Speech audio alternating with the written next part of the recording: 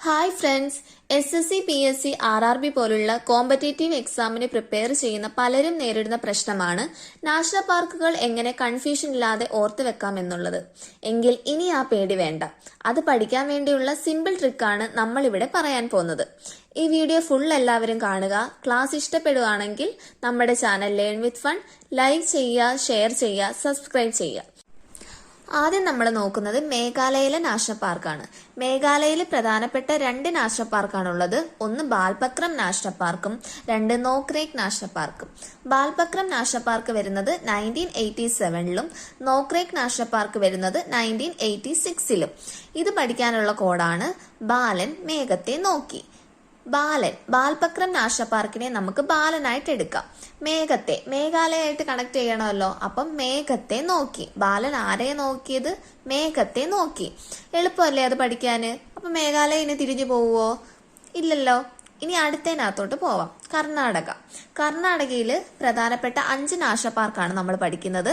ഒന്ന് Nagarhole national park. ഇത് വരുന്നത് 1988-ലാണ്. 2 ബന്ദിപ്പൂർ നാഷണൽ പാർക്ക്. ഇത് 1974-ല്. അൻഷി നാഷണൽ പാർക്ക് വരുന്നത് 1987-ലാണ്. കുദ്രമുഖ് നാഷണൽ പാർക്ക് 1987.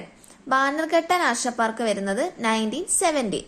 ഇനി ഈ 5 നാഷണൽ പാർക്ക് പഠിക്കാനുള്ള കോഡാണ്: കർണാടക നഗരത്തിൽ ബന്ദിപ്പൂ പിച്ചാൻ അൻഷി കുതിരപ്പുറത്ത് ബാനറും പിടിച്ചു പോയി. കർണാടക ഒരു നഗരമാണല്ലോ. അപ്പൊ കർണാടക നഗരത്തില് എന്തോത്തിനാ പോയത്? ബന്ദിപ്പൂ പിച്ചാൻ. നമുക്കറിയാം കർണാടകയിലൊക്കെ കുറെ ബന്ദിപ്പൂ ഒക്കെ ഉള്ള നാടല്ലേ കർണാടക. ബന്ദിപ്പൂ ഒക്കെ കാണുമല്ലോ. അപ്പൊ കർണാടകയില് നഗരത്തില് ബന്ദിപ്പൂ പിച്ചാൻ ആരാ പോയെ നോക്കിയ? അൻഷി വെറുതെ വണ്ടിയിലോ നടന്നു വല്ലോ ആണോ പോയത്? കുതിരപ്പുറത്താണ് പോയത് അൻഷി കുതിരപ്പുറത്ത് ബാനറും പിടിച്ചോണ്ടാ പോയത്. വലിയ എന്തോ കാര്യം ചെയ്യാൻ പോകുന്ന പോലെ ബാനറും പിടിച്ചാണ് ആര് പോയത്? അൻഷി പോയത്. അപ്പൊ എവിടാ പോയത്? കർണാടക നഗരത്തില് ബന്ദിപ്പൂ പിച്ചാൻ അൻഷി കുതിരപ്പുറത്ത് ബാനറും പിടിച്ചാണ് പോയത്. എളുപ്പമല്ലേ ഈ കോഡ്? ഇനി കർണാടക ആരും മറക്കത്തില്ലല്ലോ. അടുത്തത് തെലങ്കാന നോക്കാം. ഒന്നാമത്തത് കാസു ബ്രഹ്മാനന്ദ റെഡ്ഡി നാഷണൽ പാർക്ക്. ഇത് വരുന്നത് 1998-ലാണ്. അടുത്തത് മഹാവീർ ഹരീന വനസ്ഥാലി നാഷണൽ പാർക്ക്. ഇത് എസ്റ്റാബ്ലിഷ് ചെയ്യുന്നത് 1975-ലാണ്. 3 മൃഗവാണി നാഷണൽ പാർക്ക്. ഇത് 1994-ലാണ് വരുന്നത്. അപ്പൊ തെലങ്കാനയിലെ നാഷണൽ പാർക്ക് പഠിക്കാനുള്ള നമ്മുടെ കോഡാണ്: തെലുങ്കനായ ബ്രഹ്മാനന്ദ റെഡ്ഡി മഹാവീർ വനത്തില് മൃഗവേട്ടയ്ക്ക് പോയി. തെലുങ്കനായ ബ്രഹ്മാനന്ദ റെഡ്ഡി. നമുക്കറിയാം തെലുങ്കന്മാരുടെയൊക്കെ പേരെങ്ങനെയാ? റെഡ്ഡി എന്നായിരിക്കും അവസാനിക്കുന്നത്. അല്ലെങ്കിൽ റെഡ്ഡി എന്ന് വരുന്നവരൊക്കെ തെലുങ്ക് പേരായിരിക്കും.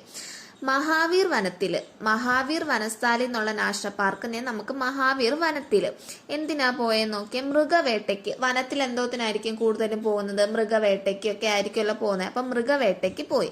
തെലുങ്കനായ ബ്രഹ്മാനന്ദ റെഡ്ഡി മഹാവീർ വനത്തില് മൃഗവേട്ടയ്ക്ക് പോയി. അടുത്തത് ഹരിയാനയിലെ 2 നാഷണൽ പാർക്കാണ്. ഒന്ന് സുൽത്താൻപൂർ നാഷണൽ പാർക്ക്. ഇത് എസ്റ്റാബ്ലിഷ് ചെയ്യുന്നത് 1991. 2 കലേശ്വർ നാഷണൽ പാർക്ക്. ഇത് 2003-ലാണ് വരുന്നത്.